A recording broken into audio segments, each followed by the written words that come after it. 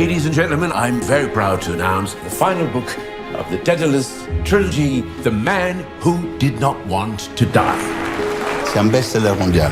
Translation will begin in December. T'es prêt à enfermer tes traducteurs dans un bunker, à les traiter comme du bétail? Ова е најавата за филм под наслов Преведувачи од 2019. Во него главна улога има 9 навидум сосема обични луѓе, преведувачи од француски на различни јазици. Затворени се во луксузен бункер, без пристап до интернет, за така изолирани и во тајност да преведат трет дел од бестселер трилогија. Бизарната идеја е на издавачот, кој не очекува дека и покрај се, делови од книгата ќе протечат онлайн, а тој ќе биде уценет на голема сума пари.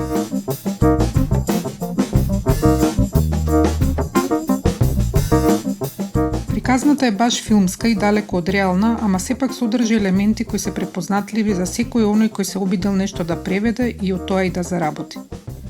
Бункерот би можел да ја символизира осамата и клаустрофобијата која понекогаш ја чувствуваат преведувачите, борејќи се со нечи текст во мислите, дури и кога не седат над тастатура. Злиот издавач е отелотворување на пазарот, кој притиска преведувачот да има дневна норма, да е брз и да не се занимава со толкување, туку само со механички пренос на реченици од еден во друг јазик. I mean, look at us. We're in prison down here. Ке го преведуваме ова ѓубре живи закопани, коментира преведувачот на книгата на грчки. Јас сум само преведувач, не сум вистински автор. Вели ни солзи преведувачката на дански, откако издавачот му се подсмева на ракописот на нејзиниот роман. За потоа таа да си го одземе живот.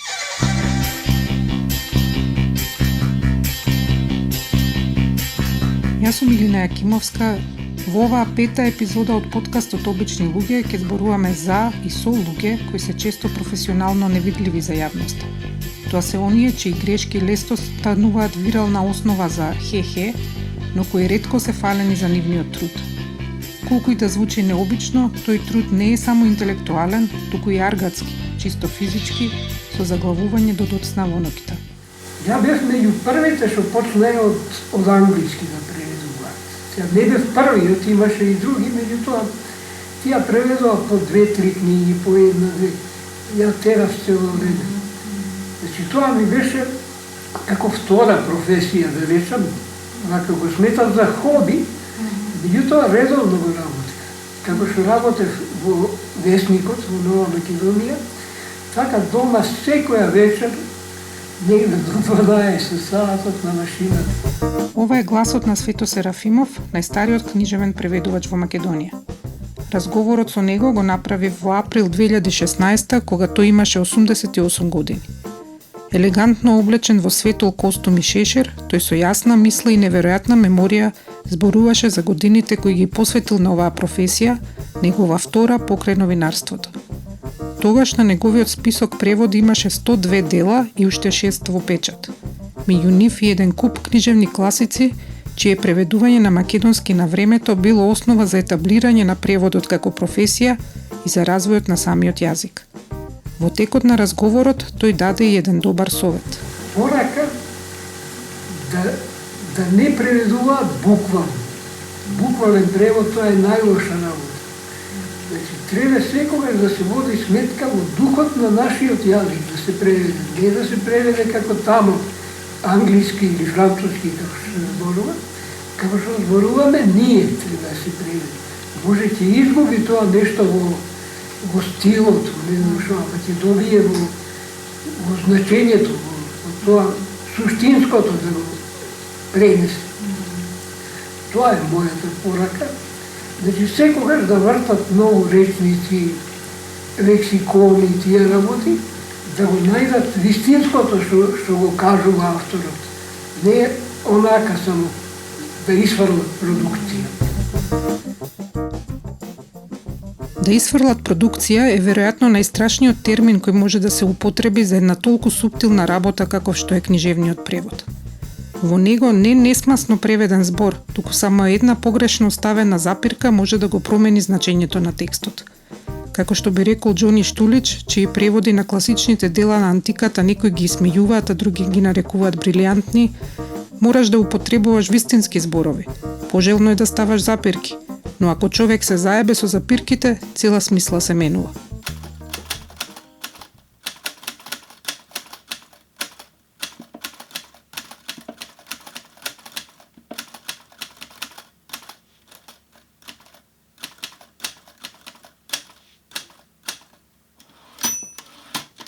Самата досега имам преведено 12 книги, голем број текстови, нешто поезија.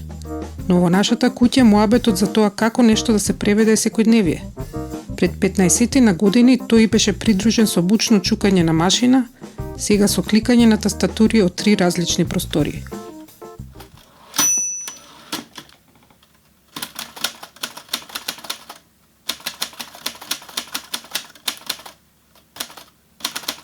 Една од полиците со книги ни се вика Его Трип и на неа се сместени сите 47 досегашни преводи на Машми Драган, 48-миот е во печат.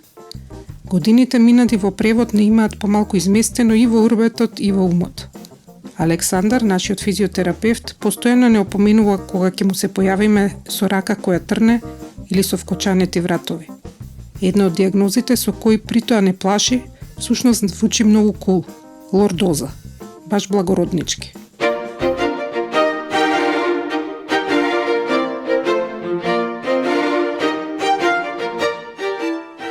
Но преведувачите живеат далеко од благороднички и тоа на необичен начин се потврди во текот на правењето на оваа епизода. Ја контактирав Сара Цветановска, преведувачка од кинески, меѓу другото на романот Златен оков на Джанг Айлинг и Промена на нобеловецот Мо Јан. Закажавме средба онлайн, но таа мораше да биде откажана заради приклештен нерв во вратот, аналгетици и непроспиени ноќи. За жал, одлична илустрација за спомнатиот аргатски труд на преведувачот.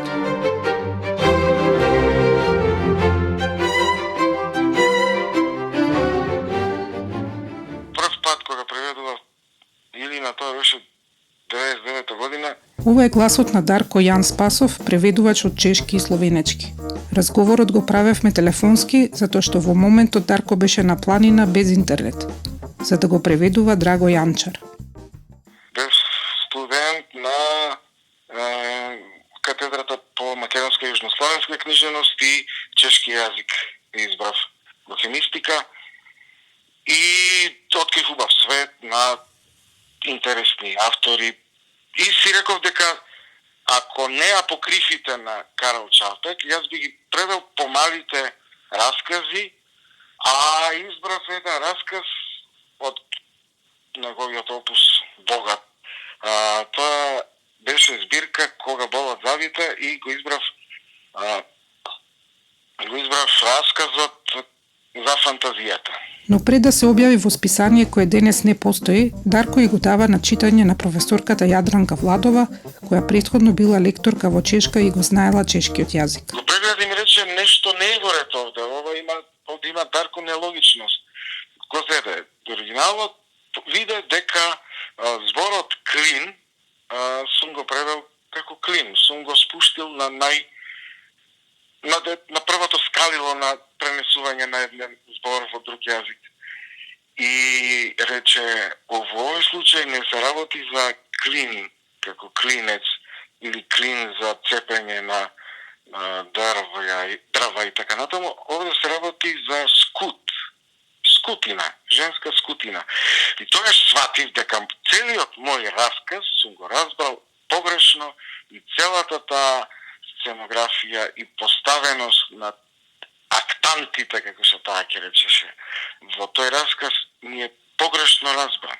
Само еден збор ме измести. Мене ме измести, ама ме постави во еден колосек дека треба мощно предпазливо да се пристапува со преведувањето.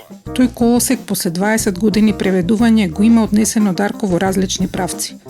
Ако нешто при тоа научил е да се штити од преведување дела кои го вознемируваат, затоа што преводот е соживување со светогледот на авторот или на неговите ликови, а тој може да биде гнасен. За мене беше тоа обидот да се пробијам низ неговиот расказ на еден, не би го именувал словенечки автор, кога раскажува една гнасна приказна за пријазниот однос помеѓу татко и ќерка. Тогаш си помислив дека ако треба да се пробијам низ ова, треба да направам некаква дистанца од јас како преведувач и авторот како извор, ама тоа е гнасно и не би го препорачал никому.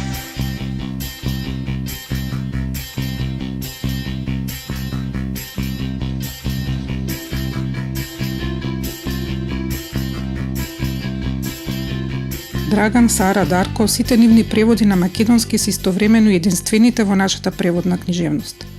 Да се направи споредба на два и повеќе преводи на едно исто дело, во неа е тешко. За ова имам две можни објаснувања. Прво, за да се добие поширок опсек на преводи, особено на класиците, историски било попрактично енергијата и парите да се доделат на различни, а не на преводи на едно исто дело. Второ, издавачите се многу помотивирани да платат процент од хонорарот за препечатување на постоечки превод, отколку да вложуваат во сосема нов. Сепак издвоив неколку такви примери. Слушнете ја првата реченица од Улис на Джеймс Џојс во превод на Свето Серафимов, објавен далечната 1977. Убавиот глас е на актерката Верица Недеска. Дебелиот бак Малиген достоинствено доаѓаше од врвот на скалите носејќи канче за бричење на кое лежеа вкрстени огледалца и брич. Истата во нов превод на Марија Гиревска гласи: Грандиозно дебеличкиот бак Малиган се појави на врвот на скалите носејќи сад со пена врз кој лежеа вкрстени огледалци и брич. Во двете верзии на една единствена реченица, речиси половина од зборовите се различни. Дебелиот од првиот превод е грандиозно дебели чок во вториот. Грандиозно е веројатно употребен од причина која има врска со последниот збор во романот, во што сега нема да навлегувам. Канче за бричење од првата, во втората верзија е сад со пена, што е многу поблиску до оригиналот, во кој Џојс не држи во благ суспенс за тоа што всушност се подготвува бак. Различно е дури името на ликот. Мали Ген наспроти Мали Ган.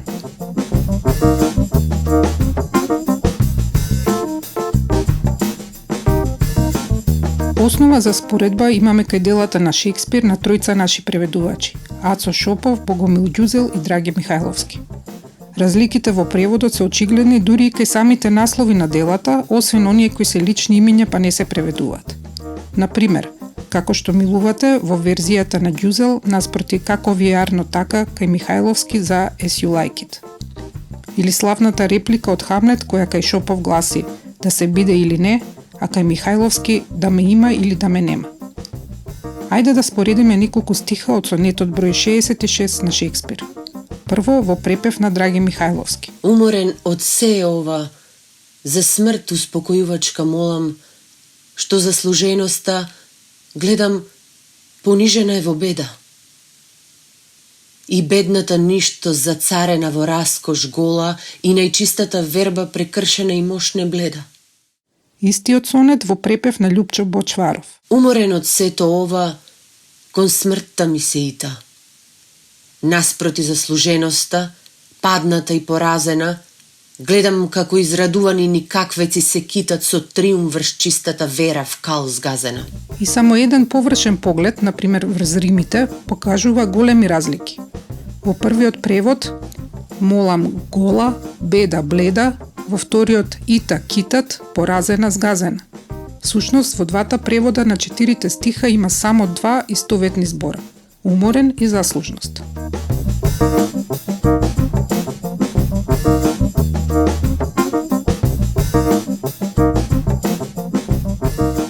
И уште еден пример, овој пат од италијански, песната Бдење на Џузепе Унгарети.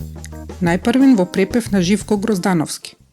Цела една ноќ, фрлен крај соборец, масакриран, со устата озабена, кон полната месечина, со вкучанетоста на неговите прсти набиена во мојата тишина, напишав зборови полни љубов. Никогаш не сум бил толку приврзан за животот. И во препев на Наташа Сарџовска. Цела една ноќ, зафрлен покрај мојот масакриран другар, со својата уста полна разјарени заби, завртена кон полната месечина, со набабрени дланки во наплив од крв, која продира во мојата тишина, пишував писма полни со љубов. Никогаш не сум бил толку приврзан за животот. Кои се тука разликите? Фрлен во првиот препев е зафрлен во вториот. Соборецот е другар. Озабена уста наспроти разјарени заби. Вкочаните прсти наспроти набабрени дланки. И може би највпечатливо, зборови полни љубов наспроти писма полни љубов. Како речи си да станува збор за две различни песни. Прашањето кое сакам да го поставам тука е: на што се должат толку големи разлики во препевот, односно преводот на овие и на други дела? Кои својства на преведувачот се пресудни за преводот да звучи на еден или на друг начин?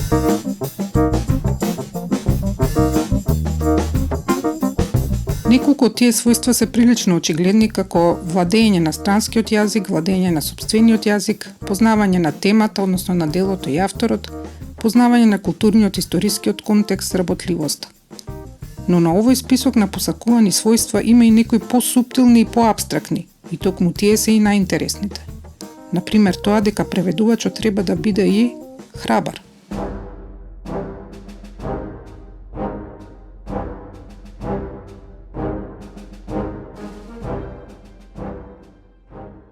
Таа храброст е многу битна и таа храброст не достига кај многу преведувачи. Преведувачот не смее да се плаши од авторитетот на претходните преведувачи. Мора да ги предизвика на двобој. Ова е една од ретките сочувани снимки на Огнен Чемерски, кој почина во 2017 на 43 годишна возраст. Станува збор за интервју направено во 2013 за емисијата Културна матрица на ТВ24 од Елена Джугуманова. Во него, меѓу другото, Огнен зборува за предизвиците со кои се соочил при преведувањето на капиталното дело на Мелвил Моби Дик, но и за двобојот во кој влегол со претходниот превод на истото дело на македонски на спомнатиот Свето Серафимов. Сепак, од важноста на преведувачот според него не треба да значи и суетност. Преведувачот тука мора да ја надмине својата гордост, мора да ја надмине ароганцијата на нешто од Бога дадено, оти јазикот не ни е од Бога дадено, него го учиме, него не го наследуваме само од родителите или од тетките и од учителките на училиште.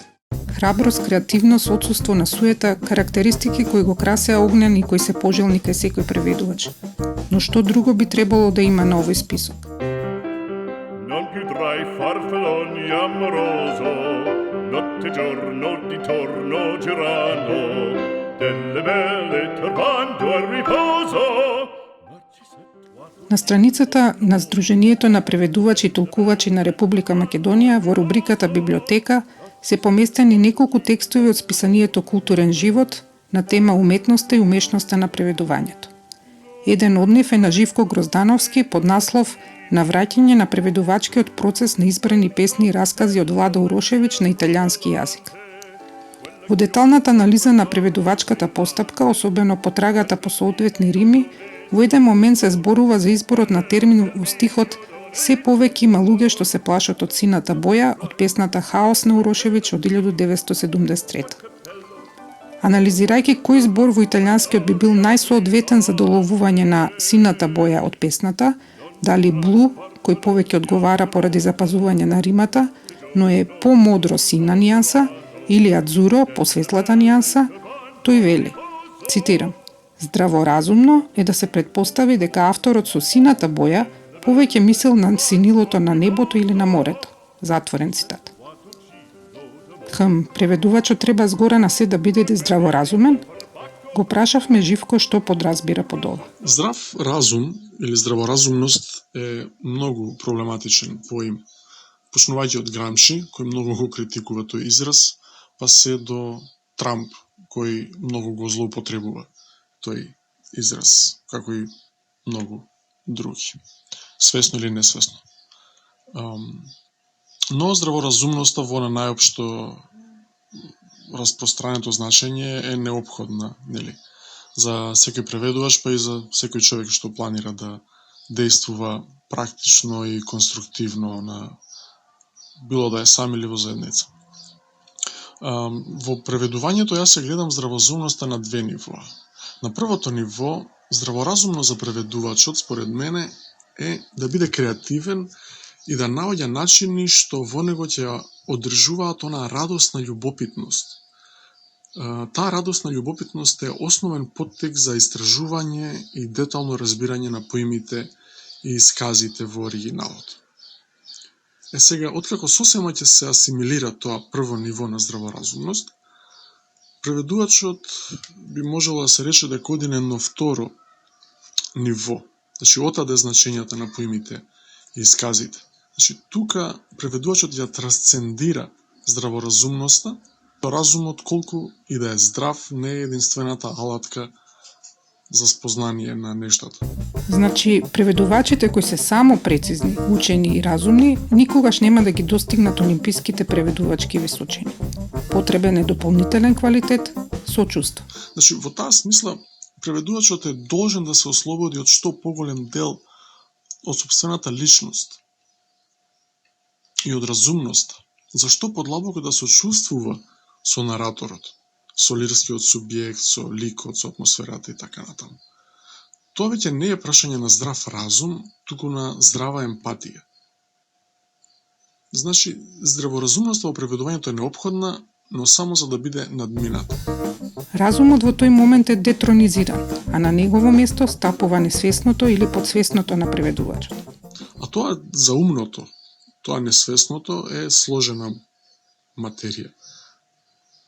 Во секој случај, колку повеќе оригиналот допушта или бара креативност во преводот, најчесто при правење на адаптација на превод или при решавање на тие игри на зборови, толку несвесното на преведувачот ризикува, ама и мора да излезе на површина. Затоа многу е важно преведувачот постојано да има контрола над самиот себе си, односно неговата личност да не го попречува патот помеѓу оригиналот и она што треба да биде преведено. Значи, преведувачот ќе ги искористи сите алатки кои му стојат на располагање за истражување на здраворазумното значење на текстот, за потоа и да се мрцне во заумното. Ова е толку добро што мора да се повтори. И да се мрцне во заумното.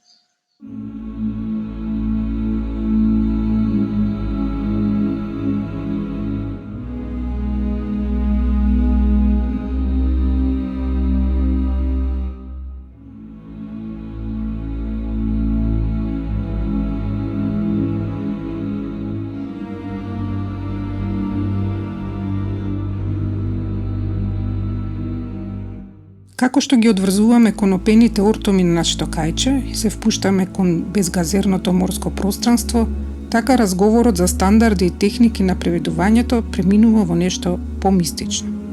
Преводот навистина станува транслација, пренос, премин. Притоа она што патува и преминува е зборот, но и нешто друго.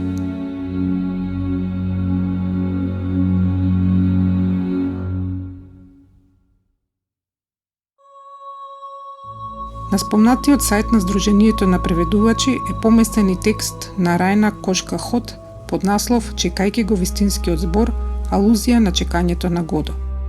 Во него таа меѓу другото ја анализира вечната дилема.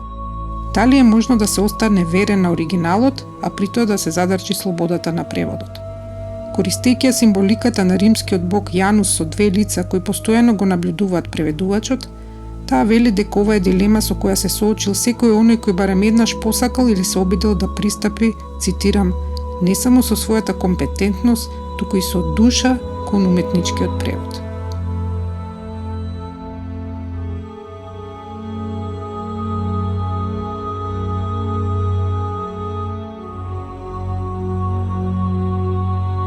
Ете така се заокружува сликата за нашиот замислен преведувач. Она што тој или таа го вградуваат во текстот не се само вратот и рбетот, нарушениот вид и истенчените нерви, туку и својата душа. А таа пустата некогаш посакува авторот да кажал нешто што тој можеби не го кажал. Кога излезе мојот превод на романот Зен и уметноста на поправање мотори од Роберт Пирсик, ме затече еден коментар на читател. Во оригиналниот наслов на книгата е употребен зборот maintenance, кој е многу поблисок со одржување, потаму поточниот превод би бил Зен и уметноста на одржување, а не поправање мотори. Може би клучна улога за мојата преведувачка одлука било мојата желба не нешто да одржам, туку да поправам.